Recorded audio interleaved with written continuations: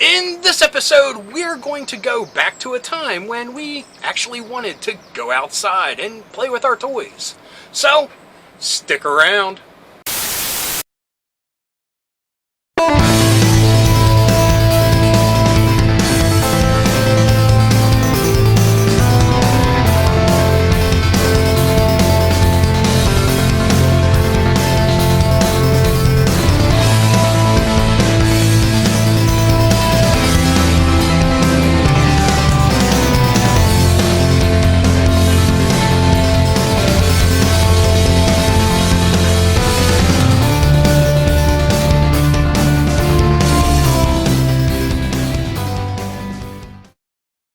Hello, fellow dorks and dorkettes, and welcome to Nostalgia Syndrome. My name is Rob, and in this episode, we will be talking about some of those forgotten 80s toys that we played with outside and in our backyards or across our neighborhoods or wherever. I can only speak from my own personal experience of not having any of these toys.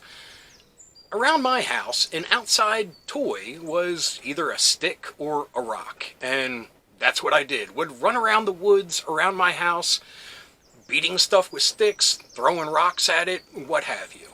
Yes, I was lucky enough to get the occasional squirt gun or cap gun or frisbee, but other than that, these things are like the Shangri-La of outside toys. In my opinion, anyway. So, without further ado, let's take a look at number one. Number one is a toy that on the packaging it specifically says for outdoor use only. This came from Leonard in 1986, and it was the Zoom Tube.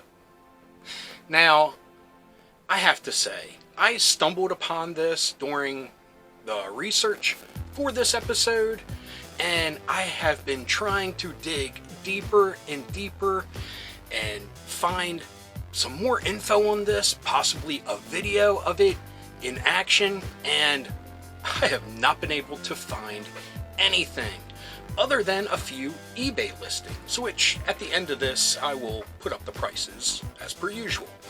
Anyway, the Zoom Tube looks to be just a small section of plastic tubing with some cool graphics attached to it. It says Zoom Tube with some lightning bolts and in a pretty rad pink color. Now, nowhere on the packaging does it say that it makes a noise, but for some reason I can assume that it kinda makes a hollow whistling sound when thrown. I could be completely off base, and I'll admit that I probably am.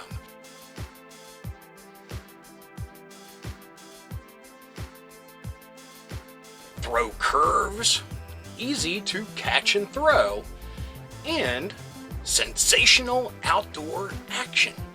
All those things sound very promising, and like I mentioned at the bottom of the packaging, it says for outdoor use only. So I'm assuming this thing could really get some speed and distance, and they don't want you breaking your mom's Hummel figures or what have you that's laying around the house in the 1980s.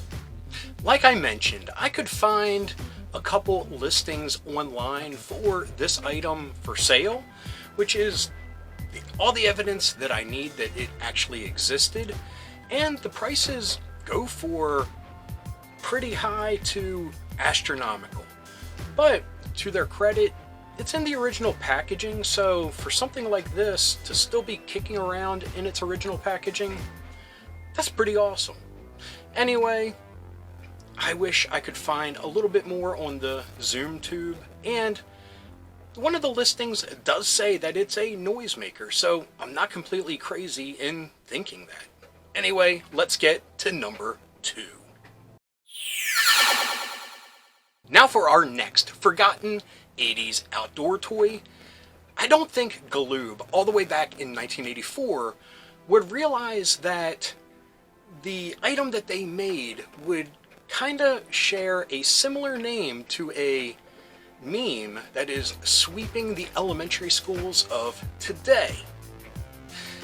Believe me, if you have kids, you know exactly what I'm talking about. But the item that Galoob did make was called the Skippity Splash. And not to be confused with the meme Skippity Toilet, which I won't even dignify with a picture. Anyway, the Skippity Splash is pretty much just a jump rope that you hook to a garden hose and you just skip rope while you are drenching yourself with water.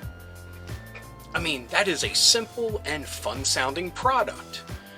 I mean, look at me.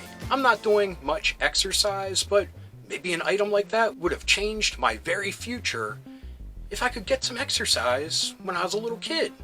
Now, inside the package, you got two different lengths of hoses to use as the jump rope. You got handles that would attach to these hoses and attach to a garden hose attachment. And hook that all up and just swing to your heart's content, jump around the yard, and just get drenched. I mean, any water toy back in those days was awesome. I was lucky enough to have that old, just metal sprinkler that did that. And that was a super rarity to actually bust that thing out, because I was always told, you're wasting water. And yeah, wasting water on a kid just was a no-go back in the day. So here are some of the prices that I found, and this thing goes for a song nowadays. So if you want to bust one of these out in your backyard, you can do so for a very cheap price. Our third forgotten outdoor toy comes from an absolute giant in the outdoor toy industry. This comes from Wham-O from the year 1986, and it is the wet banana. Now, one thing I discovered while combing through a lot of the back catalog of Wham-O products, they just churned out the same thing with different gimmicks. I mean, some within the exact same calendar year. Really weird. Now, the wet banana looked like, yeah, it was like a wet turd that didn't go very far past 1986. Now, what the shtick was for the wet banana was you had a banana that you hooked to the hose, and it was a sprinkler. And past the banana, you had a stretch of yellow slip and slide like plastic. Like I said, they did the same thing, just changed the gimmick. This being a banana. Anyway, slip and slides definitely weren't something that I could rock in my backyard. Like I've mentioned before, I lived surrounded by trees and on hills. Very rocky hills. I could not imagine hitting one of these flimsy plastic sheets and getting cut by rocks that were protruding through the grass. That's just me, but I could see the horror story unfolding from there.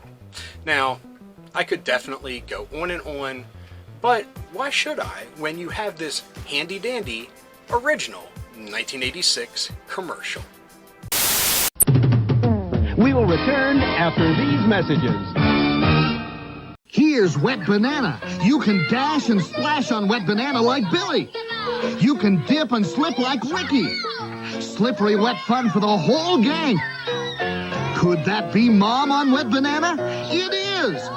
Regular Wet Banana, 25 feet long, and the new Wet Banana Super Slide, 30 feet long, each sold separately. Wet Banana Super Slide comes with 30-foot slide, banana sprinkler, and fastening hooks.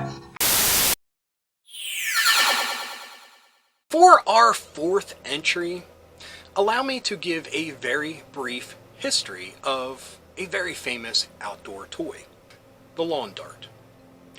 The lawn dart was created in the 1950s, and all the way up until the late 70s, it was just raging in everyone's backyard.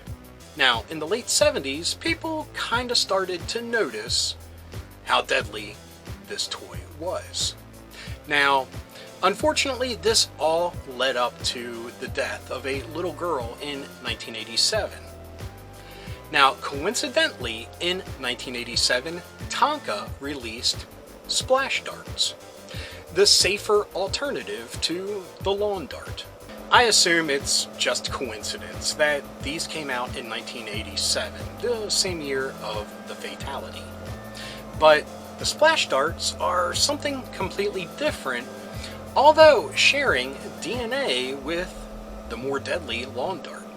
Splash darts was actually a game, and it was kind of capitalizing on the laser tag craze that was starting to sweep across the nation. What you got in your box of splash darts was 4 darts, 2 of each color, 2 shields, and a game book. Now, the point of the splash darts was you get the foam heads of the dart wet, and you try to wing it at somebody, and they can deflect it with their shield, which has a bullseye on it, or just bask in the dart and be soaked and enjoy a hot summer day.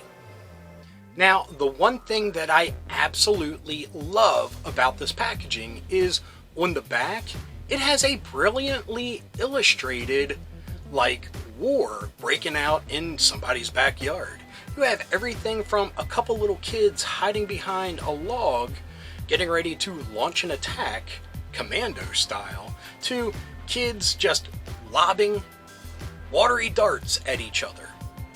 Within this picture, it has a little write-up on what the splash darts are all about. So allow me a moment to read that to you. It says, Splash darts is the fun, safe water game where your strategy and skill are the keys to winning. The object is simple. Throw splash darts at your opponents. If your aim is it says if your aim is good, they get splashed with a big burst of water. You can play splash darts one-on-one with a friend or in teams with as many people as you want. I mean, that sounds awesome. I mean, a safer alternative to the lawn dart, which the whole gist of that game was to throw the dart up and try to get it into different hoops that were worth points. Now, I'm sure back in the day, there were some people that played a game akin to this with lawn darts, and they used, like, aluminum trash can lids as shields. But we won't talk about that. Now, our 5th and final forgotten 80s outdoor toy was one that I absolutely wanted. I wanted it so bad. And it was something that actually had a cultural footprint in the year 1987 when it was released. This is LJN/Intertech's Gotcha, the first user-friendly, kid-approved paintball guns. Now, in the late 80s, I remember how just awesome paintball was. It seemed to just jump into the scene and was everywhere. I mean, heck, it made an appearance in one of the Friday the 13th movies. Paintball was everywhere, and for us kids that grew up with G.I. Joe, Rambo, Commando, that's a lot of O, we wanted to play paintball so bad. But again, it was one of those things outside of my grasp. Now, the Gotcha paintball gun even spawned an NES game. I mean, how awesome is that? There was even a movie called Gotcha around the same time, but I don't think it was tied to this at all. Although very similar with the guns that they used, that they were hunting each other down, but in that, the college kid kind of got wrapped up in things, and it was international espionage, and it was a fun movie. I remember watching it on HBO all the time. Anyway, these Gotcha guns, I mean, they came with everything that you needed. You got the gun, some balls, and goggles. Gotta protect those eyes. And yeah, I remember seeing these on the shelves and, like I said, wanting them so badly. You know what? A good way for us to take a look is to watch this commercial. We will return after these messages. Oh, Stetson.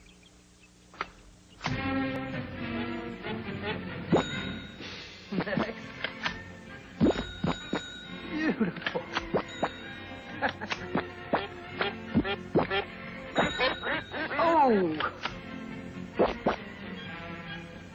so hard to get good help these days. Gotcha. The sport. Next. Let's take a look at the Gotcha the Sport video game on the NES.